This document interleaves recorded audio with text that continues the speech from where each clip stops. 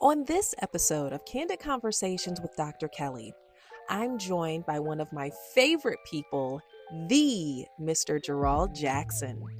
He's a speech language scientist, entrepreneur, professional volunteer, advocate, world traveler, and yes, an HGTV celebrity.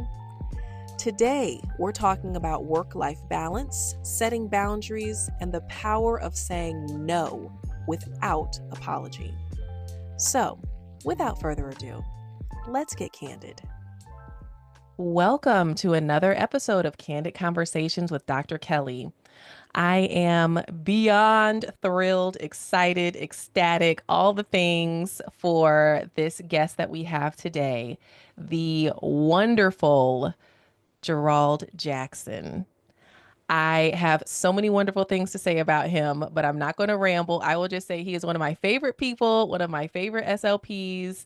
And so, Jerrold, thank you for being on. Will you please introduce yourself to our listeners? Absolutely. Thank you, Dr. Kelly, for having me. I'm ecstatic. I love the way you just said one of my favorite people and one of my favorite SLPs because, although I am a practicing SLP, I am a person first. So I do like how, those things come in separate and that those identities kind of are intertwined, but they're not the same. So I love that. Thank you so much. Of I appreciate course. the invitation. So, hello, everyone. My name is Jerrold Jackson. I am currently a resident of the place that everybody apparently in the world wants to be, Austin, Texas. And I'm still, in the spot of like, oh yeah, I live here and I'm trying to figure out, if I'm gonna stay here, but now it's been 5 years almost, and so I think it's probably official to say that I'm a resident of the area. I'm a practicing speech language scientist, and I say speech language scientist versus speech language pathologist for a number of reasons, and we can dive into that at some point in time with Dr. Kelly if she wants to investigate that. Absolutely. I have been practicing for over 20 years now, which is really interesting to say because, and I tell this to people who ask that all the time, that believe it or not, I don't understand what 20 years have gone, but I can look back and see how time has passed and what has happened across my career. I'm a native of Louisiana and have had opportunities to practice in several different settings. I started my career in schools, have moved into different areas, home health, um, private practice, academia, and right now, I have been practicing with my company, the Roundtree Group, since 2018.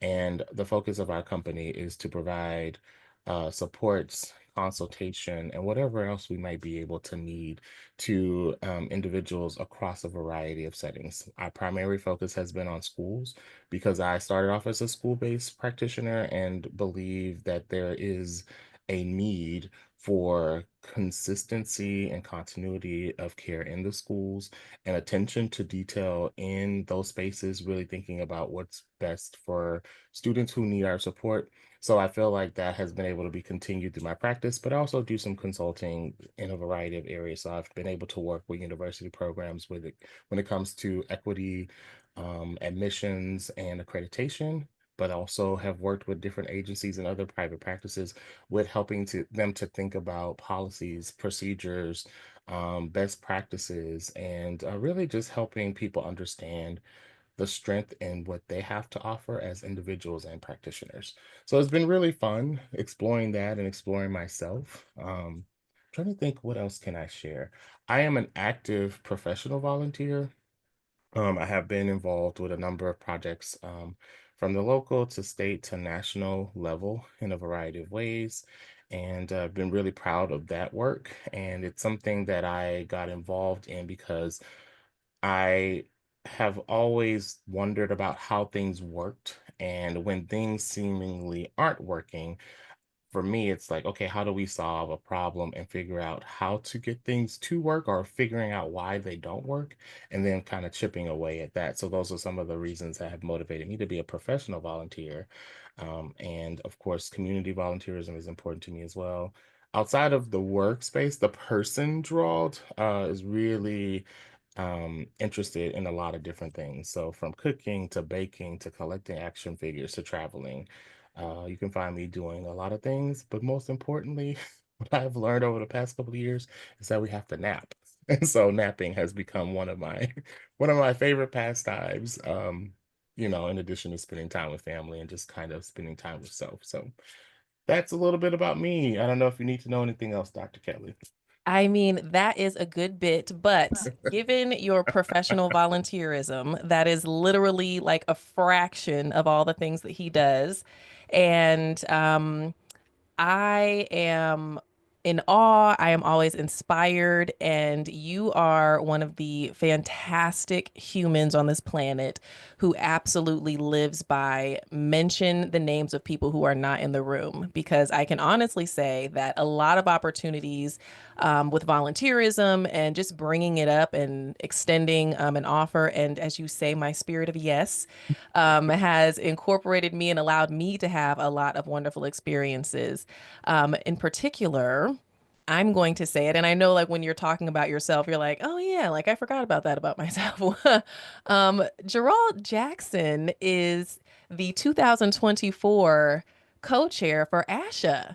So, for all of you who attended ASHA in person or virtually in 2024 in Seattle, Washington in December, Jerrold Jackson was one of the co-chairs and helped to put on that fabulous convention. Like record breaking, so many wonderful things. I can't say enough, but I was honored to be selected as topic co-chair for dysphagia, adult swallowing disorders, normal and disordered, because Jerrold Jackson shared the opportunity with me and things went from there.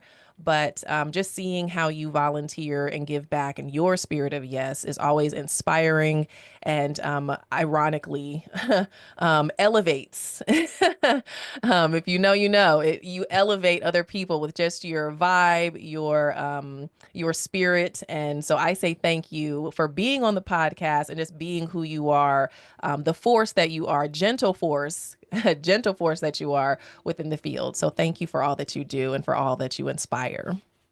I appreciate that, Dr. Kelly. And you're right. There are times when I have to think, okay, I have done this, I've done that.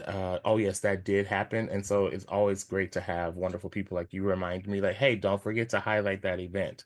And so I will say, though, as you talk about me mentioning names in other rooms and thinking about other people, I do that because it is a pay it forward, because I wouldn't stand in this space if I didn't have people who looked at me, maybe didn't know me, got to know me, and felt like I needed to be elevated in some way. So they put my name in rooms. They took time to pour into me. They sponsored me, not just mentored me, like they poured into me and made sure that I had what I needed to move to those next steps. So I wouldn't be able to do the things that I have done without certain people looking out for me. And yes, I have skills. Yes, I know that we all have innate talents that get us into the spaces, and we have to do the work ourselves. But it it really does help when people see something in you.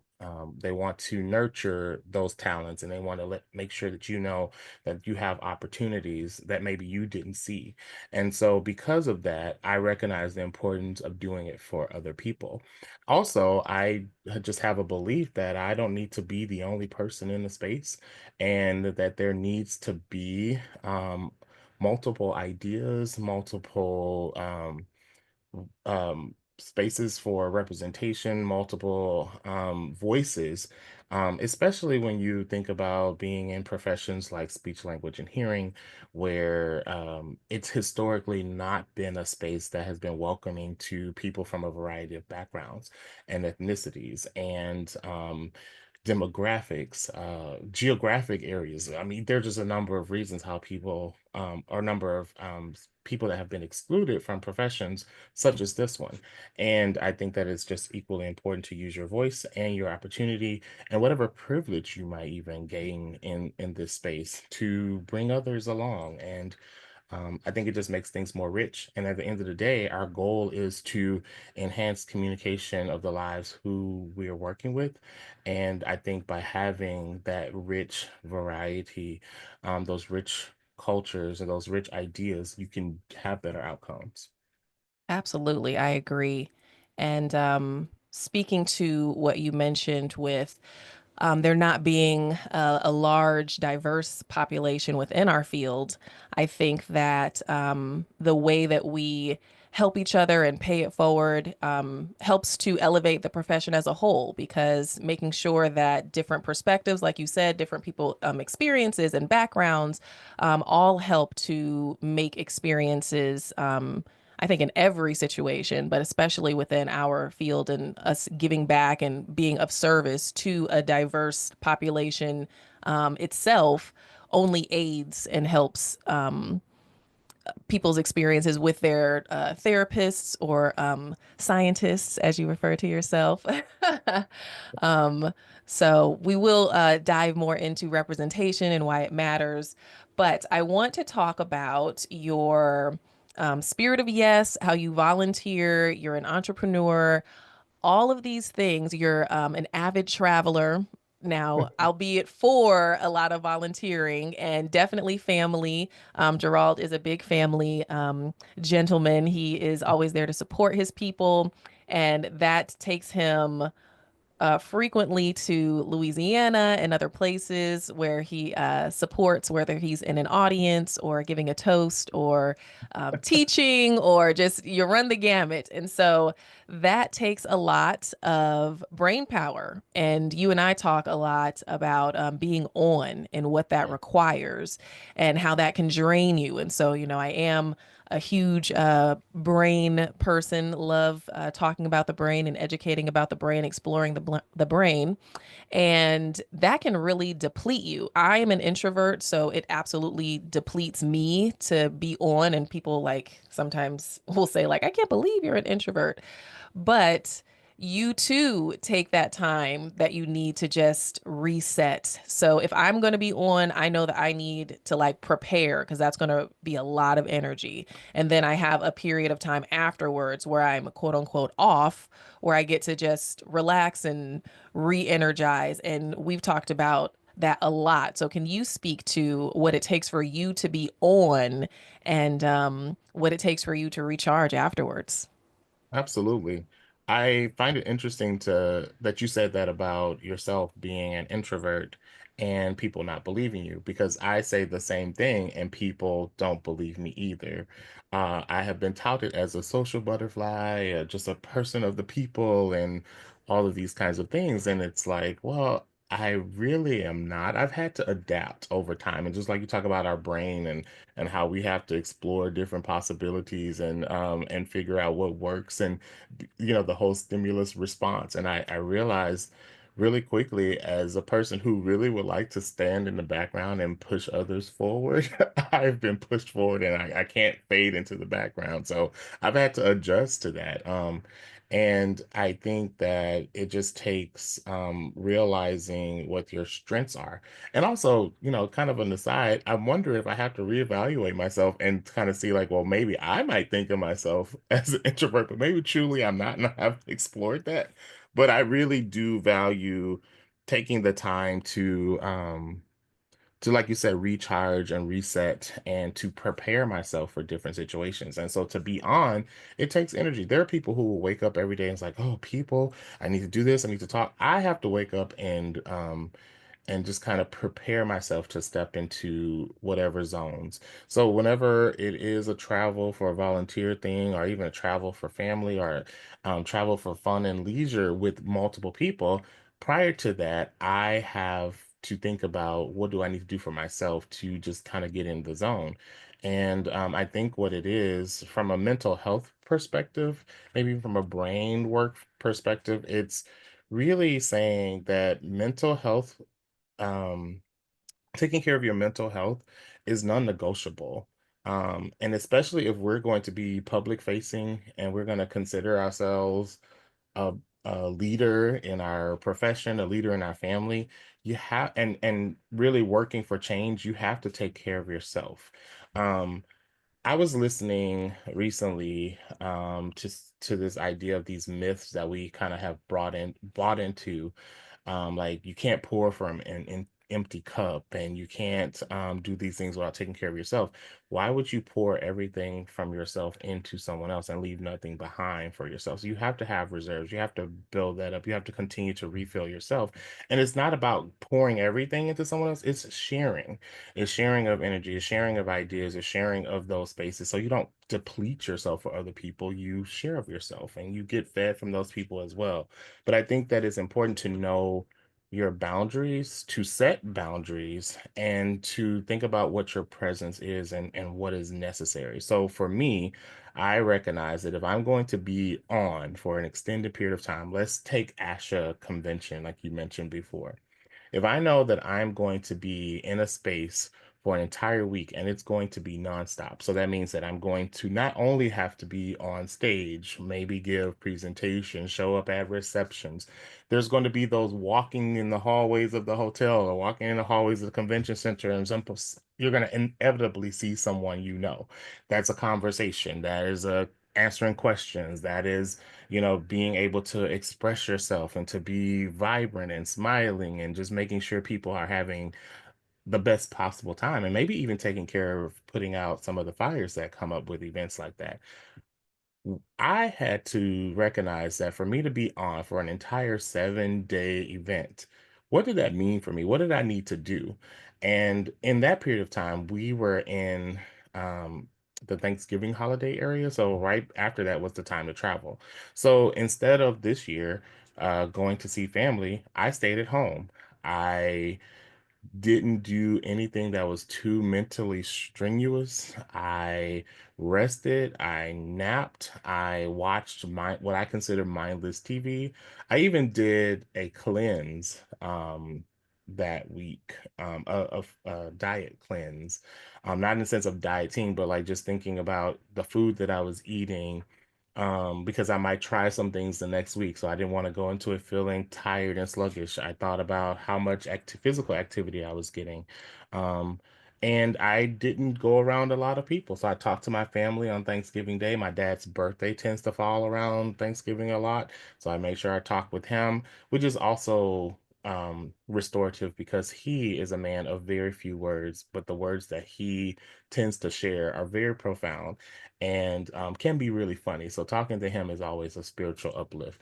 Um, but it just was, what do I need to do to take care of myself to get to that next piece? And so whether it is, and you might be the type of person that's not introverted and actually being around people excites you. So you have to figure out what your balance is. And for me, it's quiet time, doing things that really bring me joy, resting, being quiet, and then I can burst through the doors and be energetic. I can be who I need to be for those periods of time.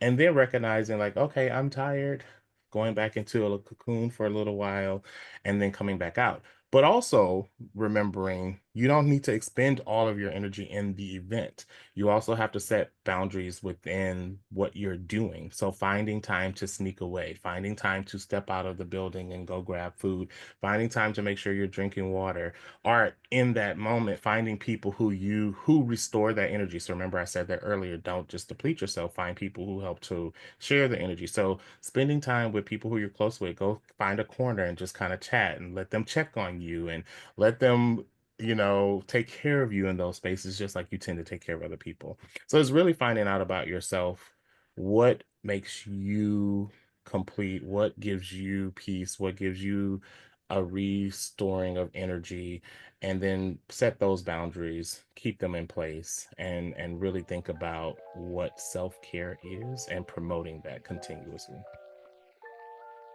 Here's a quick break with a quick question. Have you joined my Patreon family yet? It's the best way to support the show and get even more of the real, unfiltered content you love. There are 3 tiers. The free tier has previews and short clips so you know what's coming up. The $2 tier gives you behind the scenes content, travel vlogs, and me getting real on some taboo topics. And the $5 tier gives you full bonus episodes of Candid Conversations with Dr. Kelly that you won't find anywhere else. We've already got hours of content waiting for you, and trust me, we have a lot of fun over there. So don't wait. head over to Patreon and join us today. Okay, let's get back to the episode. You touched on so many different things that I was going to say, or like so like-minded, because I was thinking same thing. How can you pour from an empty cup? Those boundaries are necessary. And I have a tiny little fraction of an experience of what it is like to I don't want to say run, but for lack of a better term, run an event, a Yeah. community offering, that sort of a thing. I did Brain Talk Day last November, and just the onness, if you will, Mhm. that is required to manage and all the things. Like, I was very excited for the Of day, course. but then it's like, Dr. Kelly, oh, Dr. Kelly, Dr. Kelly, oh, I want to introduce you to this person. Oh, can you do this? Or this is what's going on. Or, oh, the pizza's here. Like, who's going to go down? Like, there's so much orchestrating.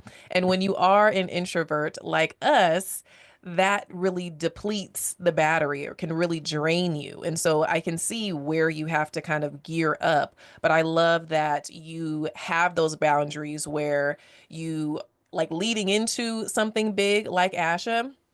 And as your friend, I'm honored to say, and as your friend, knowing that you're like in that cocoon and hibernating until so that you can build up the battery that you're going to need to be on for what that requires. And then that you are wise enough, and I want to ask like how you got to be so wise, and that you also have that period afterwards where you shut it down and you're like, I need to recharge. So what was it in your life that brought you to that? Because it took me consistently getting sick with me pushing Mhm. myself, and also learning no. So I had like a year of no where I would, because that's hard for me. I'm a recovering people pleaser. And so just learning to say no and setting that boundary of I can't do everything. And even if people are like, oh, like we really wanted you to, and people pleasing is like, oh, like I guess I can squeeze it in, knowing I don't have the time or the bandwidth. And so it took exercises for me. I say exercises because if you try to do something cold turkey and then you do it again, you're like kicking yourself and you're like, oh, I said I wasn't going to do it. But if you do it as an exercise, and it's like, oh, like I did it again, but let's give it another try and I'll give myself grace and I'll do better next time. So that took me getting sick over and over again. It was like clockwork. Like every 3 months I was, down for the count. And then I learned to set those boundaries. I got into therapy. I learned that no was okay, and that it was okay to be selfish, in whatever that means. Society has the, don't be selfish, and that's like a mortal sin. But sometimes you need to be selfish and you need to have a boundary and shut down and isolate yourself, whatever that looks like for you, whether it's, spending time with your family, reading a good book, what have you. Mine is being at home or being in nature, just something peaceful. Absolutely, being around water. So, Mhm. those are my things. But what was your journey to getting to that place? Because you have a very intentional system that works for you so that you can be on when it's required. How'd you get there? That's a great question, and I don't know if I've reflected on that a lot. In the sense of like, was there one moment or was there one event or were there, pieces of things that happen over time? But I can say when I have thought about what does it take to get to a space to where you are really setting boundaries, taking care of yourself, and thinking about what's best for you. I think it comes from a period of realizing there were points in time where I continually felt like I had to be doing something, or there was some reason why I felt I needed to be productive, or there was something that I needed to do. And why is that? And I think back to childhood and hearing all of the things like you need to be on, you need to be um, essentially perfect. You need to be the best at everything you do. And I think there was a point in time where I started to think as I was going, like, who am I doing this for? And what am I doing this for? Like, why am I stressing myself out? Why am I so anxious? Why am I so over, I guess, being a perfectionist? Well, where does this come from? And I think that there are bits and pieces of that that are threaded throughout. So some of it is kind of how you are raised and how you are socialized. I think it also comes into me realizing that certain behaviors and certain ways of act or certain accomplishments brought brought out some attention. And so like, okay, so I'm gonna do this so I can get this attention or so that I can get these kinds of things. And then I think as an adult, it was, I don't know any other way to be. So I have to hustle. I have to get this done. I have to do all these things. And all I got was tired. There are other things that happen as a result, but I was always tired and like, oh man, what am I going to do? Or I find myself not enjoying this, or I find myself finding an excuse not to take care excuse me, of my health are not an excuse to not do something else that I really wanted to do. And I was like, there has to be a better way to balance this. And I shouldn't feel tired all the time. I shouldn't feel like I don't want to spend time with people or why am I irritated? Why is this bothering me? And so it's just really recognizing those things. I also am a proponent for therapy.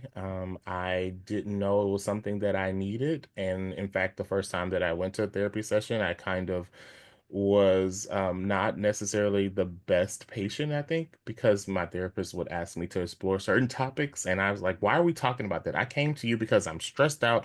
Why are we talking about this? This doesn't seem like it has anything to do with it. Like, this is me telling the expert what they, what their methodology should be or what how they should create their plan of action. Now let someone come and try to do that to me as a practicing SLP and let them see what kind of response I would give them, right? But no, here I am telling this credentialed therapist with years of experience is like, you're not asking me the right questions. I came here for this. Why are we talking about that? And so even within that, that's kind of a reflection of, bro, calm down. Like, what are you even doing?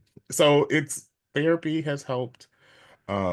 Self-reflection has helped, and just really taking into consideration what's my environment, what do I want out of life, and why am I doing what I'm doing? And so that has helped me to realize if I'm going to be my best self, if I'm going to be this person who is helping and supporting other people, I darn sure better make sure that I'm taking care of myself and helping myself and finding those things that are important to me. I don't like um and I'm not saying that we haven't had these situations. I don't like being a hypocrite. Not to saying that we have not ever been one, but I just don't like saying things or doing things that I'm not doing for myself.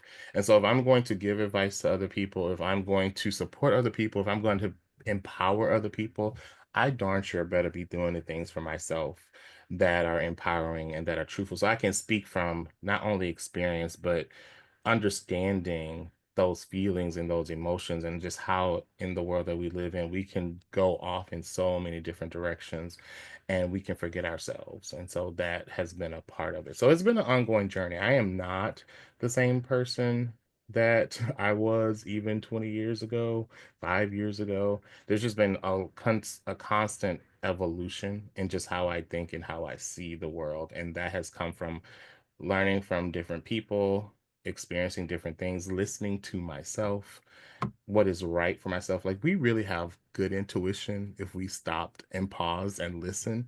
Our bodies and our minds would tell us what we need to, but we're like, no, we don't know better. We're going to look over there. We're going to look over there. We're going to listen to this. Listen to yourself. And I think that that's kind of been the biggest lesson, but it's a journey and I still am exercising. It's kind of like when you talk about being on a marathon versus sprinting, there's different training for both. And you just have to be prepared. And so you constantly have to be willing to do the work that it requires to take care of yourself. I completely agree. And listeners, I was holding back the laughter when you were talking about, I'm going to tell this professional, this licensed professional, why are we talking about this? But I mean, I think that speaks to that, perfection thing and being structured and, like I came here for a specific thing. And, of course, we're not experts, mental health professionals. So we're not understanding, like, she's probably like, strategically getting to what's taking place I think about 1000%. right, and then but then you have to have the wherewithal to check yourself like you did and be like, okay, pipe it down. She knows what she's doing. He knows what he's doing. Um, but I think that to speak on the perfection and like for I think it's a generational thing because millennials, Gen X, I think that those two generations were conditioned by society and our parents and, family, it takes a village and all of that kind of required perfection. If you were going to be quote unquote good or successful, it's like you do these things, you do these things by the book, you make good grades, you go to college, you get a job, um, and all the things. But like you said, like what is this getting me but sick? And yes, other things, accolades, good grades and all of that, which is great, but like at what cost? Right. And what's the benefit of those things when it's like, okay, I got these good grades, but I'm also sick 4 times out of the year. Like I get sick once a quarter. So how Mm. can I find that balance? And I think that through growth and therapy, and like you said, you're not the same person from 20 years ago, 5 years ago. I think it takes a deconditioning to some extent because when Absolutely. I sit still, even to this day, I feel like this is a mortal sin. What am I doing? Doing nothing. And so just like my year of no, I like intentionally have to have a day during the week where I do nothing. And that day Yes. for me is typically Saturday, but that I had to get there because like when I first Mhm. started my private practice, I was working 5 days a week and then on the weekends I still had other things to do. And another private practice owner told me like for one, therapy is going to have to be just like part of what you're doing to be an entrepreneur. Right. And she taught me about she had an office day. So she was like, I only treat patients, 4 days out of the week, and then I have one where I can balance and Mhm. do the paperwork that needs to be done. And I was thinking that is brilliant. And I also think like we're so conditioned to do what quote unquote you're supposed to do that you're doing what you've been trained to do. So you've been trained to work 5 days a week for 8 hours, et cetera, et cetera. But in private practice or when you own your own business, it's your baby. You can really do what you want, legally and within reason. But, you can choose to, start your day at 11 and work Tuesday to Friday and have that balance. So I think that's a deconditioning that had to take place to be like, oh, I'm allowed to take a break. It still feels wrong sometimes. um, so I do think that deconditioning is a huge part of it. And I think that you were describing some of that. And I think therapy helps quite a bit with that. Um, but I want to chat about our good friend Kendra T. She asked me something. So when you said that you hadn't really explored that answer, which I think, for you to answer that on the spot, that was pretty impressive. Pretty, very, very good answer. But I was in that position last year for Embosla because Kendra T, the SLP, Hey, we Kendra. roomed together.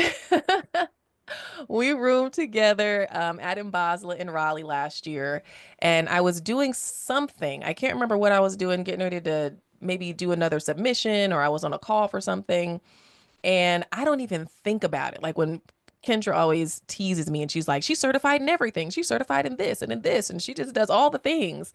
And she teases me about it, but I don't even think about it. Like, look at all that I've done. I'm just in it and I'm doing it. But she asked me a question. She said, "What's the end game?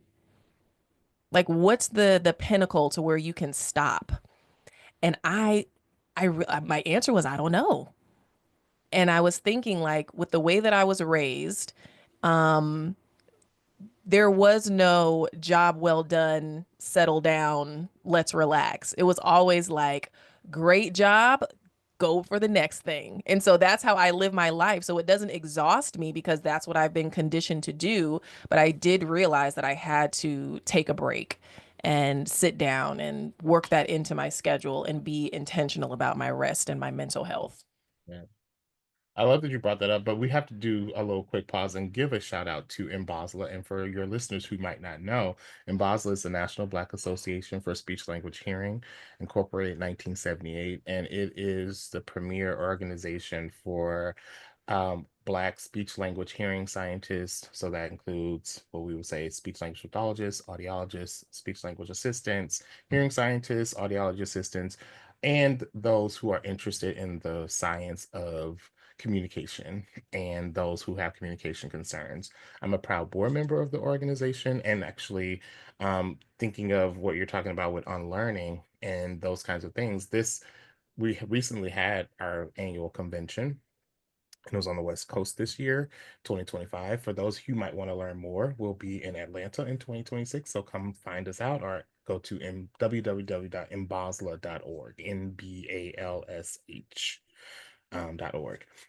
But this also was a reminder of, how you continue to evolve and do things. So that convention, I was there for a week, but prior to that, had to think about what did I need to do to be on. I wasn't planning the convention, but being a board member, we're really involved in all the things. And it is a community of people who are active. It's ongoing mentorship, formally, informally. And I think that, again, being in these spaces help you to recognize, like you said, you are in the middle of that conference and your friend is talking to you about your life because you're doing these things. Um, I kind of resonate with what you're saying about what's the end goal? And I guess there's always the question to return to that is like, does there need to be one? Can you continue to work to achieve things that are of personal interest and of professional interest, but again, doing that with balance to where, yes, I'm working to achieve these goals and I don't have to have one end goal or one thing to do. I can continue to go, but while I'm doing that, am I taking care of myself? Am I pacing myself? And am I being authentic? Am I doing this because there's some personal satisfaction to this too, versus I'm doing this to show other people how much I can achieve? I think that that's something different. So I don't know if you have to have an end goal. I think that as long as you're taking care of yourself and following what it is that you want to do. But if your path is grabbing onto everything because you felt growing up, that's what you had to do. I think that takes you some, like, that takes the moment for you to step back and say, well, really, truly, why am I doing that? Am I really doing it because I want to learn more so that I can add to society in a way or add to myself? Or am I doing it because this is how I was supposed to do it? And I've been told that I need to do more and more and more. So I think you have to evaluate what that is. And I go through the same things. You and I have had these conversations about continuing my education. And for me, I always had said that whatever the highest degree there was, I was going to achieve it. And I have kind of gone back and forth with, well, why do you really feel you need a degree beyond your master's degree? Why do you feel you need a doctorate? Those kinds of things. And are you doing it because it's this thing that you're supposed to be because you're always been known as the smart kid and smart people do all these things? Or is it that you really want to fulfill something? And so that's been reflective for me. And so I guess I would answer Kendra's question with the question to say, well, do we have to have an end goal? I like that is epiphany for me because my A-type mind, I'm like, yes, answer the question, but I didn't have a real answer. Mhm. And so I've been putting it off, I guess for a year. We're recording this in April after in Basel 2025. And so I just never really got a chance to answer the question. But to your point, I was thinking, I love making my parents proud. Mm, And so I feel like that's a positive reinforcement, like a great little nugget. It's not the only reason that I do what I do. A lot of what I excuse me. A lot of what I do is because I want to and it makes me yeah. happy. And so I that was like the year of no, excuse me, the year Mhm. of no with me no longer doing the things I didn't feel served me. And so I love our field. I love what I do, all of the different things that I do for volunteering. That brings me joy. And a lot of people will say, like, how do you do it all? How do you have the time? I create the time and, I'm very organized. A lot of SLPs are A type. So, schedules and alarms and to-do lists and all of that, like scheduling time to for yourself, whether that be a massage. I have scheduled times to cry. Sometimes you just need a good cry. Kelly, Um, I'm gonna jump in on this one, and I just have to address this, and I call it what you want, but I'm going to call on you as your friend to really think about breaking a cycle, because if you have to schedule times to cry, I'm going to ask you to rethink scheduling and what that means, because feeling emotions and taking care of yourself and doing those kind of things should be spontaneous, and you should be able to do them whenever you need to. So I would question why you're well, scheduling emotional time when you need to just allow let me yourself to be throw an in the asterisk. moment. Let me throw an asterisk in there. Like a good, like visceral cry. Just like if I'm overworked, and I haven't done this in a very long time. Let Mhm. me put that out there too. But if I am just like so overworked and so stressed and like I there are like 3 days out of the 365 on average that I've experienced in my adulthood that are just like one thing happens after the other, and Mhm. it's like it's always something. And so I know that my body needs the release of tears, but if I am in a situation where like I have to be on, or I'm seeing patients and I'm back to back and I got to do a guest lecture and et cetera, I know like at the end of this day, like I'm just going to let it flow. Like I may be in a space where I can't just fall apart, but I know the energy needs to release. And so I may not have it on Mhm. my calendar where it's like 7:30, let it all Let's let it cry. all out. Yes. But I know like when you make it to the end of this day, you're probably going to need some release, and it's okay to just let the tears come. But with Yeah. my childhood and upbringing, like crying wasn't allowed. And that thing, yeah. So I would like to see us get to a place to where, and this, I'm speaking out loud to myself because it's something I work on as well, to get to a place to where when we're having that buildup and we get to know ourselves enough to where when the days get tough, we would feel just as comfortable scheduling the time away from all of our responsibilities as we're scheduling the time to wait to feel the emotions. And I know it's easier said than done, but it's also something I've been working on to like really say, today is a day I just cannot do this.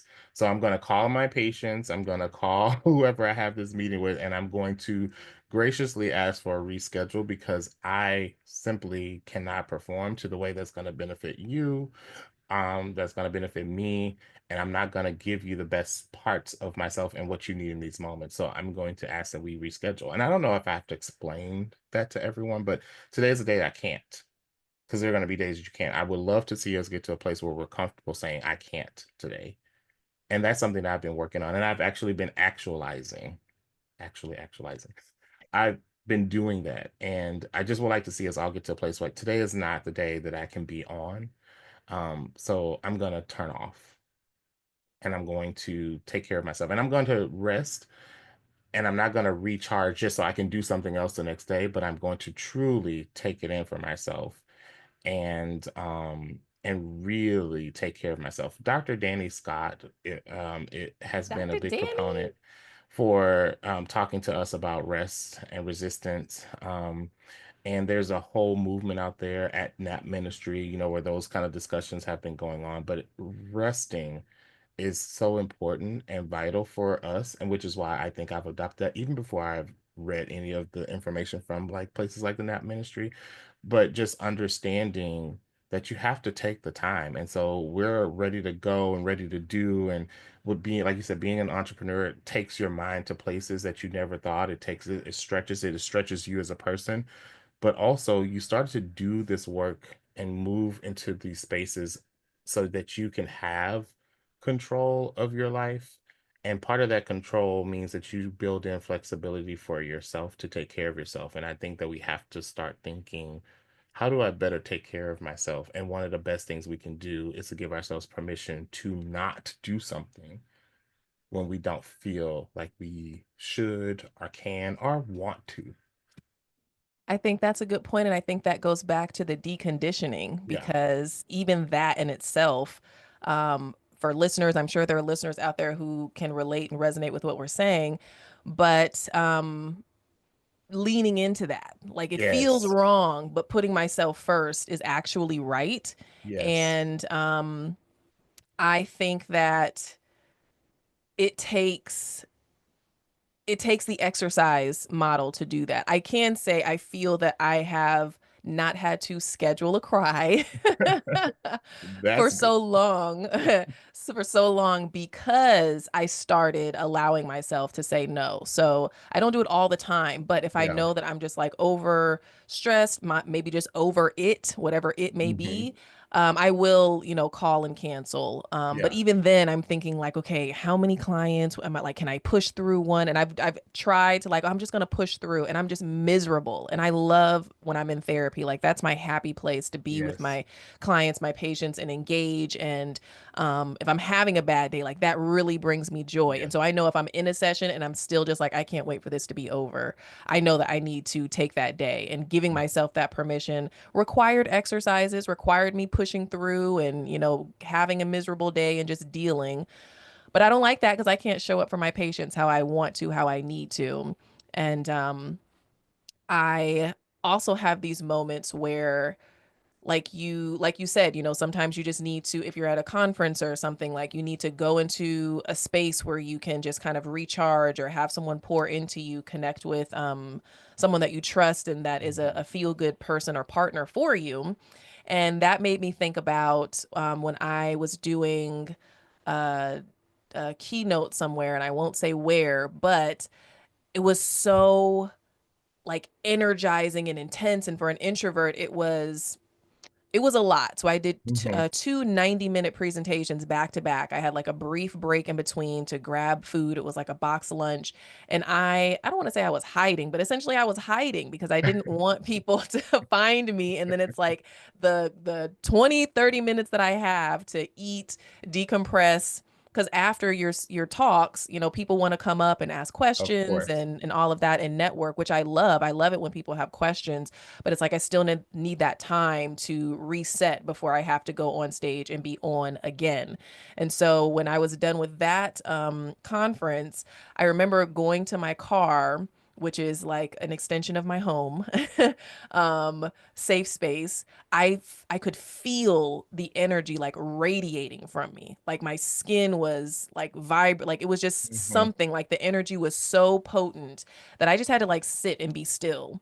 And I Yeah. was getting ready to go and visit with a sorority sister of mine, and it was about an hour drive, and I was just in silence, relaxing because I knew I was going to have to be on again, which is, I would have to say for listeners, it's important for you to be around people who don't drain you and who Yeah. don't who can pour into you, and it's a mutual thing. So like with Jerrold, we can talk all day, and I'm not going to feel like, okay, when is he going to get off of the phone, or when are we going to stop talking?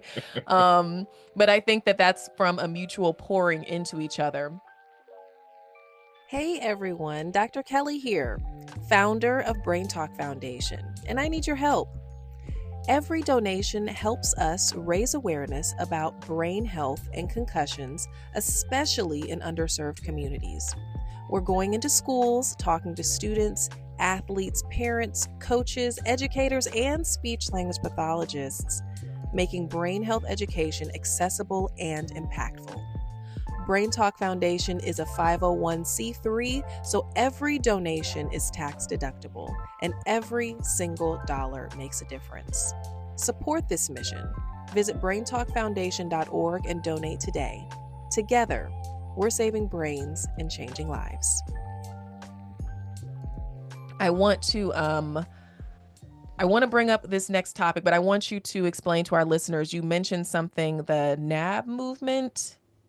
Oh, the Nap Ministry. Yes, yes, please. What is Yes. that? So I feel like I should have made notes. It is, well, there's an Instagram page for sure. It's at Nap Ministry. And what I want to do is make sure that I get the author's name correct. So I Okay. don't want to give misinformation. Take your time.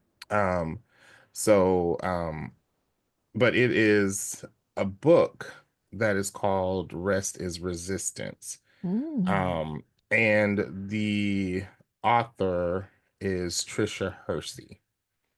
And so she talks about the fact, and one of the statements that she says over and over is, "We will rest," and that rest is necessary for us to do the things that we are doing, but also it's just a human divine right to rest, and not to rest to recharge, to go do other things, and to uphold systems of oppression and capitalism and those kinds of things. But you are enough to rest. And so that is kind of the idea behind that. So if you all are interested in learning more about that, you can follow at the Nap Ministry. I've been following that account for a while. What is it phonetically? Huh? Phonetically, like N as in Nancy, or Oh, is it nap, M? NAP. Ah, nap, like Taking a taking a nap. nap. Yes, Gotcha. nap. See, Okay, I it's love that. so far away from our minds that it's just so simple of a word that we're not even thinking about what that is. Nap, NAP. Take a nap. Go to Very sleep. Like I true. said, I nap. Even before like listening, and it's not always the art of actually sleeping, but it truly can be. But it's like taking a break from all of these things. But I have gone into taking it. And let's talk about having supportive people in your life. I'm gonna have to shout out my life partner who constantly reminds me about what I do and the fact that it's okay to take these naps. So thank you, Fred, for reminding me that I need to do that. And so Thank you, talk about a Fred. journey. Talk about a journey this year, even. So, I after I have been involved like steadily nonstop for the past 5, 6, 7 years, doing a lot of different things. So building a business, being involved in a lot of volunteer work, a lot of things going on with my family and my personal life. Um, at the culmination of all of that ended for me in 2024 when I took my bow on the stage at this national convention, and I said that 2025 was going to be a year of me resetting, recharging, refocusing. And I didn't know what that looked like. I didn't have an idea of what I was supposed to accomplish. And I think that made me realize that that's the point. You're not supposed to. If you're gonna refocus, recharge, take time back, step back, go on a little bit of a hibernation or a hiatus, what does that even look like? Because why? People don't do it. And so there are probably not a lot of frameworks out there for how this is going to be done. And so maybe that's what my next project should be, is create a framework for stepping back because going is what I've known. So the big part of this year has been really working on myself and redefining productivity, redefining rest, redefining what it means. You mentioned earlier that you felt it was wrong for you to sit down and not do something, or what is next. I have had a couple of months of being in this duality of, I know I'm intentionally slowing down, I'm intentionally resting, I'm intentionally focusing on certain projects and certain things. But when I'm not doing something, I'm supposed to be doing something. Like, why am I not productive? What is going on? And so I had this constant war with myself about getting things done, and I'm supposed to be moving. And I've been doing some reading too, and some of that is based in childhood trauma, some of it's based in adult trauma, some of it's based in being a part of a society that's truly saying that like our time is always money, our time is always supposed to be expended. But the resistance to that and the fight back on that and the disruption of that is to actually sit back and say, actually, my time is my time. I need to be okay and unlearn these habits of always grinding and always producing.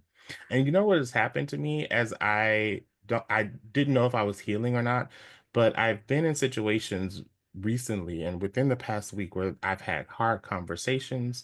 I've had statements that have been made to me that would normally catch people off guard and kind of get you amped up in not so positive ways, or that I've been faced with things that are really challenging, and you respond to it emotionally and in a way that maybe not would have you to think about how you might have regret some decisions that you made. And I have been experienced all of those things within the past 7 days. And my response to all of it has been something that has surprised myself and other people when I've shared what has happened. And I don't think that I would have been able to respond and take that on the way that I did if I had not taken this time to be with myself and to rest and to relax and not to have every moment of the day taken up by something. I also have noticed my creativity and my talk about brain function and brain talking and just kind of having your brain fire. My ideas, I've always been an ideas person.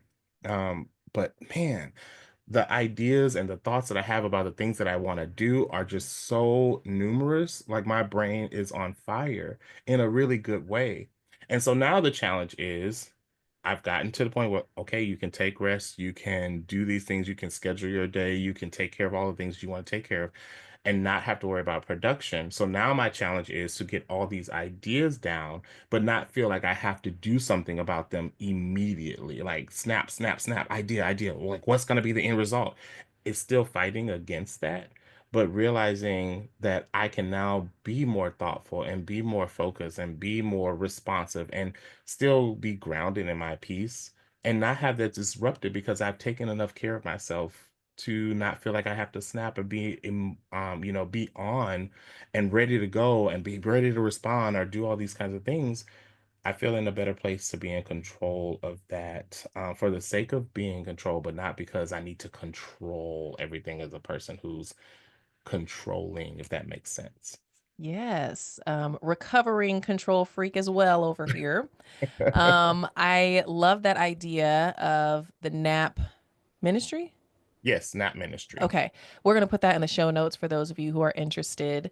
I can totally relate to the go, go, go, go, go. And I think that I took my reprieve of my lengthy reprieve during COVID Mhm. because that was a great That excuse was for us definitely a introverts moment. to be at home. And like I am a proud member of Delta Sigma Theta Sorority Incorporated, and my line sisters, we would always get together and spend time together. And during COVID, I had a reason, some may say an excuse. I've heard it both ways. That's okay. A Um, reason. yes, a reason not to go out and be on all the time. And that was the first time in over 30 years that I was allowed to like have my system at rest and at peace for an extended period of time because the world was closed and you couldn't. Now, I did have a community of people that I trusted, and we kind of had like Yes. this bubble where like Yes. only us in in and out. One person would, venture out to the grocery store, and then, they Yep. get tested and all the things. And it was just a commitment to remain as safe as possible. But that was my social outlet. But it wasn't, Monday night we're doing this, and Tuesday, and then on Thursday, Saturday we'll be on the boat, yada yada yada. Like, it sounds fantastic, but it can be quite draining, especially for an introvert. And so during COVID, I had to send out a text message, or not had to, but I did send out a text message to my line sisters, and I just said, I love you all, but like, please don't off extend any invitations. I will not be accepting for the foreseeable future. And that was my time to just be in my space and be quiet and sit with self and reflect and all the things. And it felt wrong at first, but then as I, read and continue to educate myself on childhood trauma and adult trauma, as you said, um, it can come from that where you're always on. And I thought back to my childhood, and it's like I was always in an activity. It's school and then choir, and then it's school and then horseback riding, or it's school and skiing lessons, or piano, or like it was just always something. And so I was used to that. And so when you said go, go, go, I was like, yes, I totally understand that. I totally get that. But I want to shift a little bit Sure. because you like we talk about conferences and being on and like how you have to prepare for that, but you are a celebrity in your own right and you get recognized in public. You're looking at me like, what are you talking about? Jerrold lives in a famous house Oh my because gosh. because he was on television. Say the name of the show? Can we? No, I'm Can just we? kidding. Yes. Yes, on House Hunters, for those of you who House. might be HGTV enthusiasts. And so you will get recognized in public and you're not even at a conference. You can be in the airport or in line for food, and people will be like, "Oh my gosh, you're him." Or it's the question of like, were you on House Hunters? And I really, so for those of you who don't know, um, our episode aired in January of 2022, which means that we filmed in August of 2021. So we're talking about 3 to 4 years ago now. And to still have people coming up and recognizing or asking the question or saying, I've seen your face, it is the strangest thing to me because while in my mind I know that this show reaches the world, I it's a one and done kind of thing, right? You did it, you filmed it, it was on TV and it's gone. But we still get pictures of when the show airs on TV, which apparently still 4 years later is getting a lot of airtime. It's on HGTV on reruns, it's on OWN. You can find it on Max, the app. So where all of the shows are, you can find it on there. There's the House Hunters on there. And people still are asking and finding out that I'm on there. And it's interesting to come from people that I know, but it's more interesting to come from complete strangers. And this has happened in the grocery store. A couple weeks ago, I was at a place getting snow cones and sitting outside, and there was a family going into what looked like either they were going to karate or physical therapy. The places are right next to each other, and the mom was walking up and said, "Excuse me, I just want to ask a question. I was talking to my sons over here, and they told me not to come and ask, but were you on House Hunters?" And I was like, yes, yes. And it's like, I told them. And so anyway, like, sorry to disturb. It's just wild, this phenomenon that has happened. And it's a very interesting thing to do. It was one of the greatest experiences because I've always been a House Hunters fan. Like I was watching that show all the way back in my college days. So to be on it was self-fulfilling, but to have people respond to it the way that they have is really interesting. It just kind of speaks to having this taking the time for experiences that you want to do, like we're talking about. So I wouldn't have done that if I wouldn't have just decided, like, I want to experience this. I'm going to take the time to do it. I'm also going to flex my schedule because we had to film. So that means that I wasn't doing work or something at the time. And so taking the time to do something like that to enjoy, and now it's kind of lasting. So now I'm etched in TV land because of it. And there aren't a lot of there are more and more, I think, now, couples of color, particularly Black couples. I think I've seen a lot more, but there also are not a lot of same-sex couples on there, especially Black men. And so that I think that might stand out. But I would like to say that it's really our personalities and who we are that kind of makes the episode special. And it's just was a good experience. So yeah, thanks for bringing it up. I reflect on it a lot. And it's weird because you get this little emotion of embarrassment. I don't know if you want to call it, well, you know, that little like kind of A shy kind of twinge. response, like, oh my gosh. But at the same time, it's like, you know what? I've been again working on myself, embracing it. So now it's not like, oh my God, you've seen that. But it's now like, oh yes, it was great. It was a great experience. And now people want to know about it, of course, like, well, did you only see 3 houses? And this kind of, so my question to them is, well, how much do you want to know? Because I'm not gonna tell you all the things if you're really a fan of the show. So how much do you want to know? Um, Yes. but it's really a great conversation piece, and it really was a good experience. So if you're out there and you think that you are looking for a home and you would like to be on a television show that talks all about that, and it ever crosses your mind, just go and apply. You never know. I did not think that it would happen for me, but it did. And people will ask for your picture as well, right? "Can I They take a picture do. with It's you?" really strange, and like 'Cause you're this. like, "I'm just me." Yeah, exactly. That is exactly what it is. And so this little bit of celebrity that comes out is it makes me think on a larger scale when people who are very famous and out there, it's like, wow, this happens to them all the time. How do you navigate that? And I'm thinking it parallels to the same thing we're talking about when we're busy or when you have to be on. I really do think you have to be ready for those situations, but you also have to be in a place where you can receive it, right? So that means that you have to take care of yourself. You have to be grounded. You have to know what it is that you can handle when you can. And if someone tells you not right now for a picture, we have to respect that, right? This is their personal space, their personal time. So, yeah, it's really an interesting kind of thing. Yeah, I think about meals. Like you see celebrities and or you Mm, may see yeah, scenarios and people, oh, can I get a picture with you? Or can I do X, Y, and Z? Or asking questions.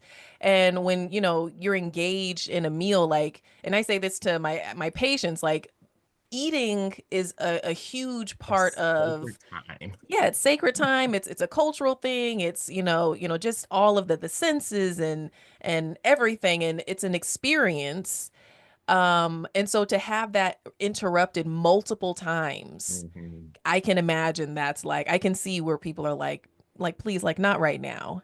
And then like you celebrities are like, "Oh, well, like they're seen as like a jerk or something for taking that time and advocating for themselves." But I speaking to celebrity, by no means consider myself a celebrity, but I will I can say the same about you. Okay. But I kind of have to switch my brain into kind of celebrity mode. Mhm. I'm doing quotes here, listeners. Switch my brain into that mode because I'm such an introvert and I'm such a sunglasses on, I'm out doing what I need to do and then going back to my safe space, which is home or loved ones or whatever that may look like. And so when people are like, "Oh, Dr. Kelly," or, calling my name and I'm not prepared for that, it kind of throws me off my game. Like, what? Who's calling me? Who knows who I am? So I have to like get that mode on where it's like someone may call your name, be ready to engage and be on and all of those things. And so when I'm not in that mode, it almost feels jarring because it's like I'm just going to get lemon juice at the grocery store or whatever it may be. And if someone says something to me, it's like, who knows my name? Where is this coming from? And it can kind of knock you off your game a little bit.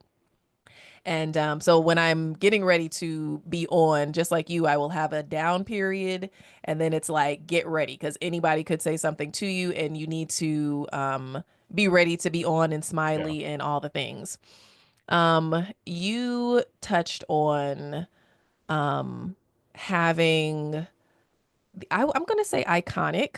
I don't know if it's historic because I don't know if you and Fred were the first, but to be in a space, HGTV, House Hunters, and to be represented as a Black couple, as a same sex couple. And then we talked about what that's, being a person of color. And I'm going to tie that into how we push ourselves and go, go, go. I was thinking like, being Black people, we have been taught you have to be two times, better, twice as good for half of the recognition or et cetera. And I think culturally that also speaks to the drive that is in a lot of people of our millennial and Gen X Mhm. generations. So I want to say this quote and then Oh, I we're was just gonna jump in and say we definitely weren't the first. So okay. yeah, so that there have been before us. But I just want to, yeah, definitely clear. I don't know how many, I can't count how many, but we weren't the first. I don't know which couple would be considered the first, or even if they keep up with that, because the time frames start to run into each other. So the episodes are being shown from 2000s to now, but we weren't the first, but I know for a fact that there's just not a lot. Right. Not a I'm going to lot. say iconic because you're Yeah, I my think that friend. might work I think you're better. iconic. And we can just own that, right? Yes. We Yes. can own that easier. But I'm sorry. Go Oh, ahead. no Quote. worries. But Quote, also quote. with the oh, the embarrassment and hiding your face, like, oh yeah, you saw that, and like embracing that. I feel the same way. And you and I have talked about that. Like when people give you a compliment, like say that It's you receive hard. that instead of like trying to counter or downplay. And Right. so, Yeah, it's the countering too, like the feeling the need that you have to pay someone back a compliment because they've given you one or give them back love. We have to become better with receiving that because a lot of times we're giving it and not even thinking twice about it and not expecting anything back. So why can't we take it? One of my mentors, Dr. Yvette Heider, has said that it's okay to be humble, it's okay to practice humility, but we have to start acknowledging the great things that we're doing and why we're doing it and how we're doing it and the impact that it's having with others, the ripple effect that we don't see. And part of accepting that is to really take on when other people give you that praise and give you that feedback, that it helps to build you to continue to do the work that you're doing. Because a lot of the times we can be really hard on ourselves, but also the work that we do to be change agents, to be leaders, to be visible is hard work. And just like when we're taking care of our gardens, it takes nourishment, it takes nutrients, it takes watering, it takes, care. So we need to be able to receive that care so that we can continue to do the work and accept it and take it into our roots so that it becomes a part of, our foundation. So I do try to do better. And that's again in this season of recharging, refocusing. Um, I have become better at taking people's feedback and taking their compliment and their love and their support for what I do, and not feeling the need to have to give that back. Even if that means I'm saying it out loud, like I'm receiving what you're saying, I hear what you're saying, and I'm actively working not to pay you something back. But no, you're awesome too, in that sense. But I do think it's something important though that we do share as a community, especially in times that we're living in, that we are uplifting each other, that we're locking arms, that we're taking care of each other, and that we're creating community. So I do think it's important that we accept the the love and the nourishment without the feeling the obligation to always have to return it spot there in the moment, because you probably Me have paid it forward somewhere else. You've given someone kudos, you've given someone love and flowers, and you probably do it all the time. And in those moments, it's okay to receive it. It's not being selfish, it's just being open and being a part of a community.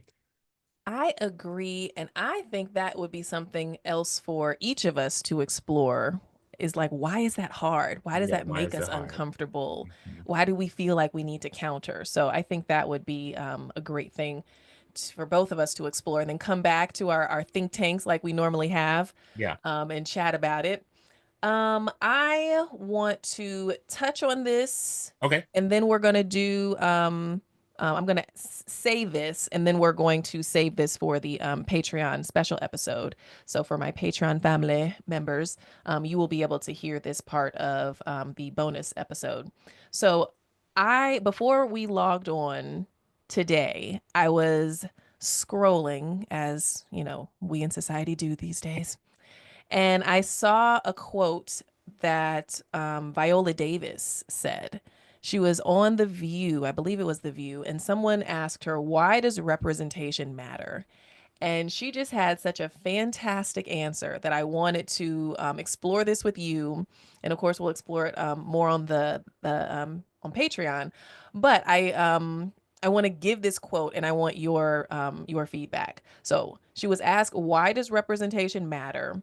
And she said, "Because you need to see a physical manifestation of your dream. There is something about seeing someone that looks like you that makes it more tangible. You can see it, you can touch it, and it gives you the possibility to look through your imagination and redefine yourself." I thought that was powerful. What are your thoughts? I'm sitting here and I'm taking it all in because it's a lot that's in those statements, and I almost want to ask you to read it again. I will. I will. Okay, the question was, why does representation matter? Because you need to see a physical manifestation of your dream. There is something about seeing someone that looks like you that makes it more tangible. You can see it, you can touch it, and it gives you the possibility to look through your imagination and redefine yourself.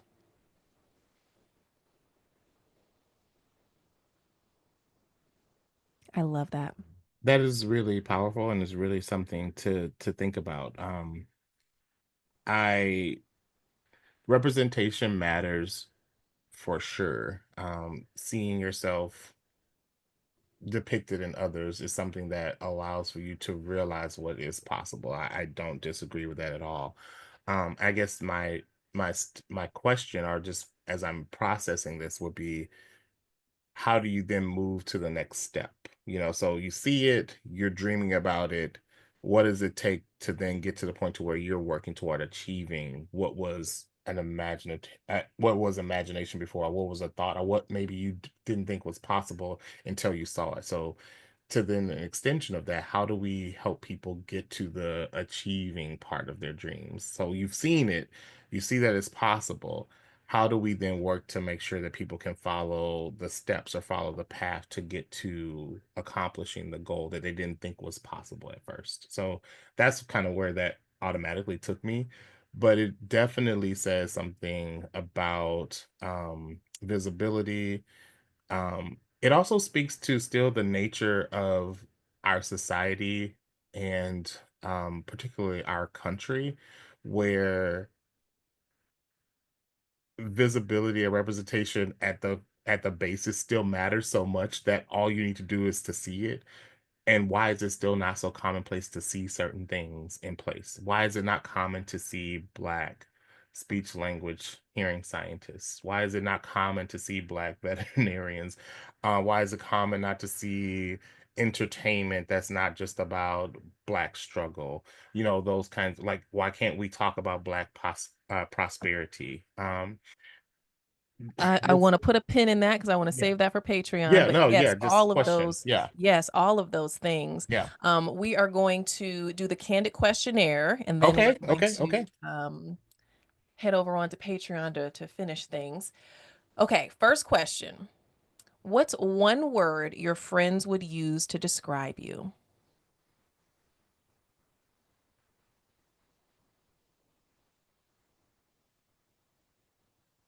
So now you have me pausing. The analytical I mind. know. Yeah. What's one word? And it's like, now we do this. Are we going to do this rapid fire where I don't have time to think about it? We No, just kind of yeah, you answer can real think quick. about it. Okay. All right. Yeah.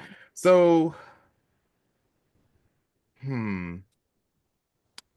Lately, it's been one word: wise. I was literally thinking wisdom. I've heard that one a lot lately, um, and which makes me reflect on what am I doing to Existing. it, Just your what am all I like doing to exude that wisdom? Like, what is it? existing. Yeah. Yeah. Like everything from your stature to your chill vibes energy, like you just have a calm about you. But with that, when you speak, there is always knowledge, always gems being dropped. And so I don't think that you mean to come off as wise and all knowing, Right. but you absolutely do. Because if I have something professional, personal, I'm like, I wonder what Jerrold would think, and I'll hit you up and I'll text you or I'll send you a voicemail or we'll hop on a call. And it's not even the way that you present it, it doesn't Mhm. seem like it's effortful or a strain for you Yeah. to do it. It just comes through you, and I think that speaks to the God in you. And I think I was that just gonna say, Kelly, like, I have to admit, that that probably is more divine than I even realized, because the funny part to all of this is that someone will walk up to me, weeks later, or I'll see them at another point in time. It's like, you remember what you said to me? And I was like, oh, and I was like, you smile, you give them a hug, like, I'm so glad that you're doing well. And then you think to yourself, like, oh my God, did I say that? But what I've come to accept is that that means that my life is such that I am being offered as a vessel for people and what they need to hear, and the voice may not be mine. And I'm okay with owning that. So if I am a force for good and a force for peace and a force for helping to ground people in who they're supposed to be, and it's not purely my words, I am 1000% okay if it's leading people down the path that they're supposed to get to. I love that. And I completely agree with wise, wisdom, all the things. The glasses, they help. Question two, if you could instantly master any sport or physical skill, what would it be and why? Oh, that is good. Hmm. So I don't know how to answer this for any sport or skill, but I'll say that it would be the consistency of conditioning. Like, one of the things for me, like, I have really been mindful of lately, re-establishing physical health for myself. And so one of the things that I've always thought about was what would it be like to actually be able to endure a 5K. And so I am on a journey now to get to a point to where I feel like I could do that.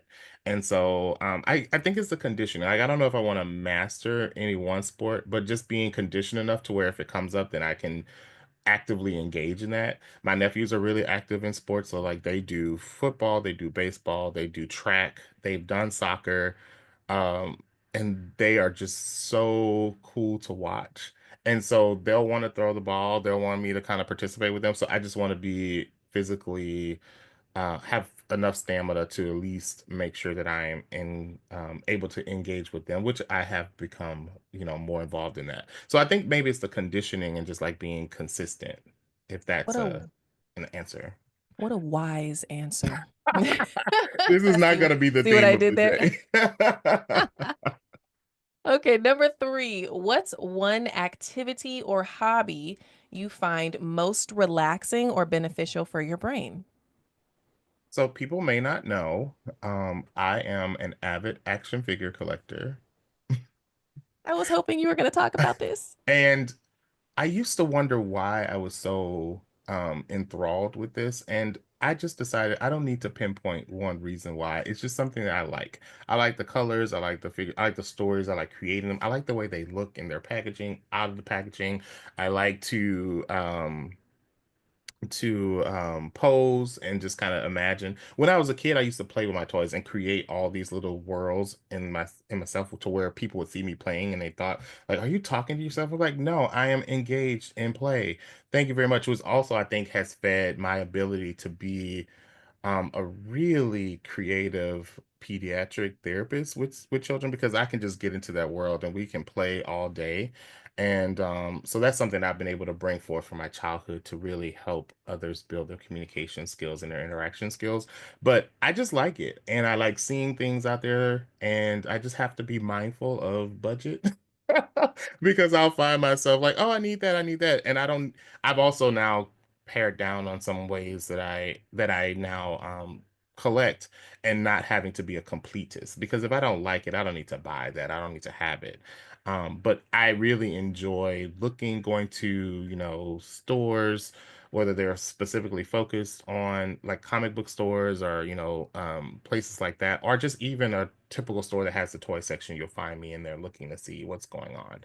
I've been on a crusade for a while now to find action figures from different ethnic and racial backgrounds, because typically that has not been the case that you find action figures from that represent people from around the world, that represent our global society. So I've been doing a lot of that lately too.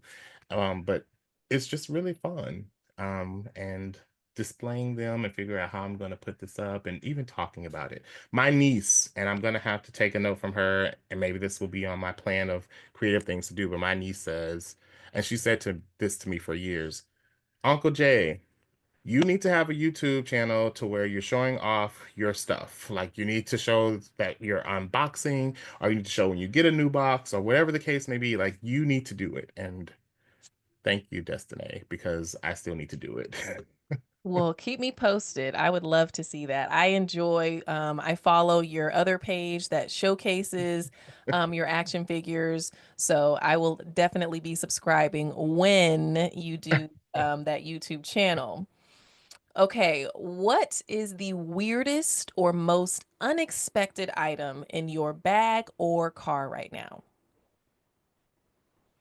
Hmm. The weirdest item in my bag or my car. Or unexpected? Unexpected. Hmm. I'm going through my Your accoutrements? Yeah, I'm thinking about my car and I'm thinking about, and this wouldn't be necessarily unexpected though, because this is a really good question.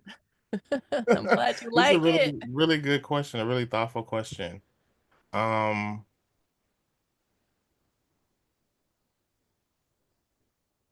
Gosh, it's like almost I want to tell you to put a pin in so I can come back and think about it, but it's so in my car, it probably wouldn't be the most unexpected thing, but if I'm traveling, I try to take care of it, but sometimes I forget. So if people get into my car, they're gonna still see that my dog's car, um, what do you call it? Car coverings, seat coverings is up. So like if I travel, I'm supposed to take it out. And so make sure the car is good. But I put it in there so she can have space and she sheds a lot.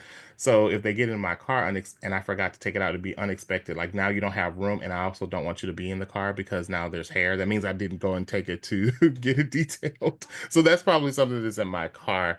Oh, in my bag, probably something unexpected is that I have a book in my bag, that's like a journal. So whenever I get an inspiration or a thought, I just kind of jot something down. And I think most people are doing on their phones now, but there's still something about writing to me. So I actually just have a book that's in my bag that if I stop or pull over, I can just kind of jump in there and just like jot something down really quickly or I spend love some that. time making a note or something. So it's not just always to keep notes for work or something that I'm doing, but if I have a thought, it's like, oh, write this down. It's not just keeping lists. So I have a journal in my I bag. love that. And something for Ella as well. Gerald's Yeah. dog's name is Ella. Yes.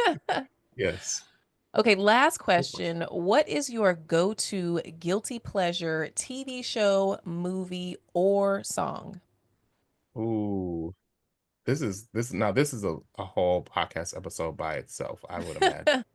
Um, so not ashamed to say, I am ready. I Ready. am a soap opera fan. So I have kind of falling off on soap operas because I grew up, of course, with our grandmothers, Young and the Restless and Bold and the Beautiful. But I don't know if people know, but as of February, a brand new soap opera that features a predominantly black cast has now aired on CBS, and it's called Beyond the Gates. And it has been my favorite thing. So what I do and I talk about consistently, so it comes on in the afternoon, 1 o'clock Central Time, 2 o'clock Eastern.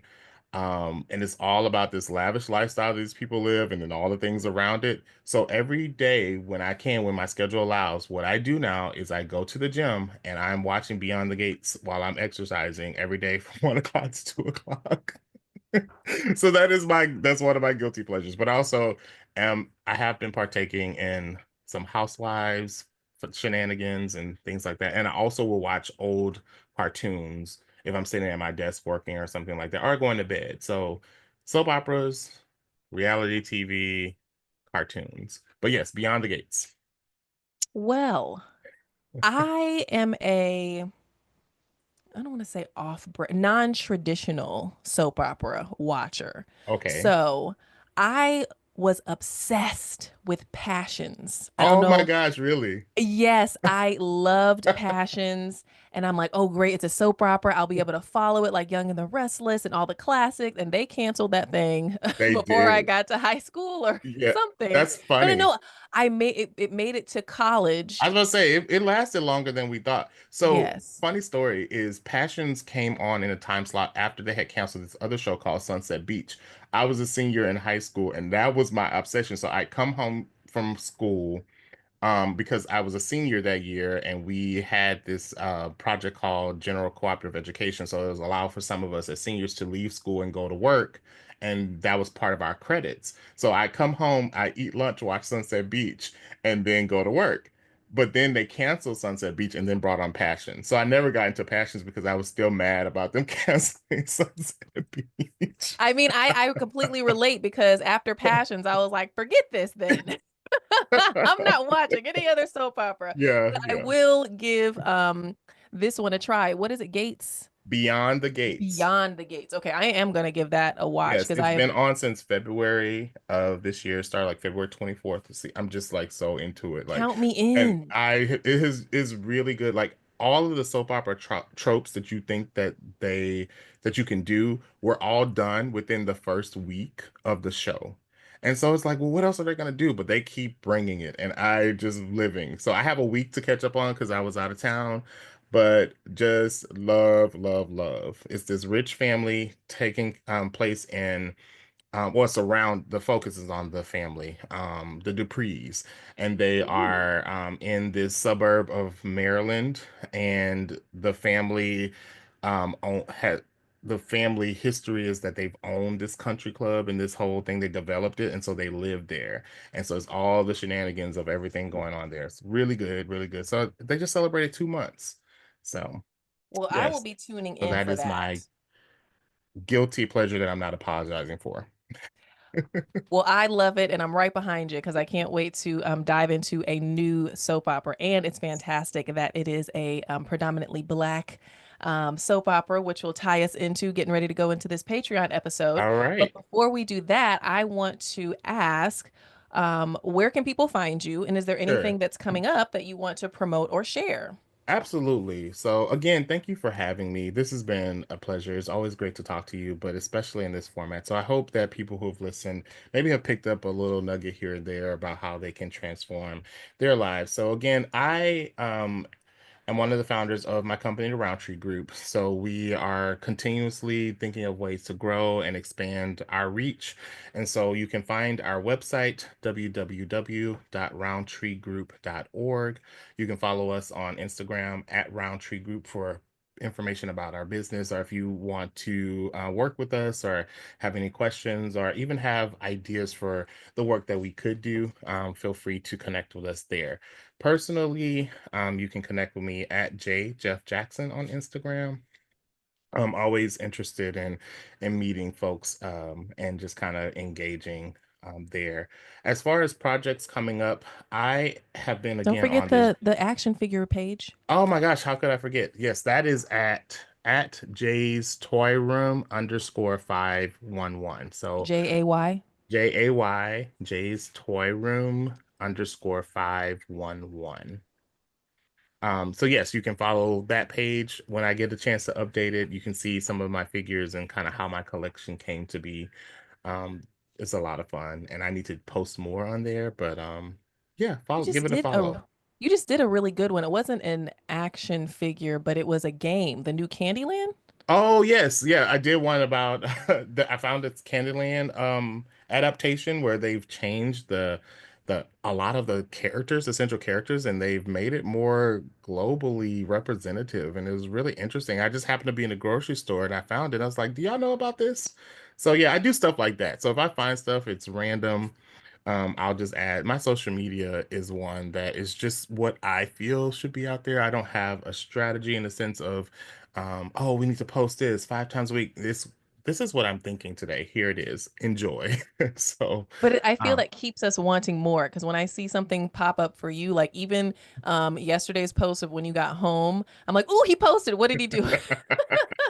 and I do get love for my social media. Like, I don't have 30,000 followers, but the people who follow me really do give feedback. Like, I really love your content. It feels so authentic. And so I really appreciate that because I do it all myself. And I do have a team that helps out for the Roundtree Group page. But for my own personal, I do everything myself. And it's just like how I feel in the moment and what I feel like posting and when I feel like posting. So I'm consistent to a point, then I might go on a break. And the people are like, you haven't posted. And it's like, yep, nope, you're right. I have not.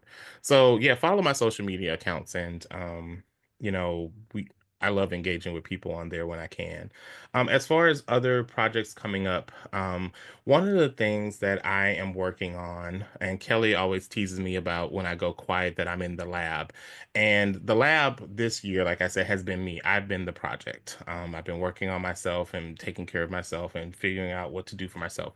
But out of this has come the need that I feel from a personal to realize a personal dream, and that is to write a book and to have that published. So hopefully within the next couple of months, you all will hear from me about a book that I'm talking about this journey on how you can become yourself and your best self, and what does that take. And I call it this framework that's called Trace. And it's been something that I've been working on for quite some time.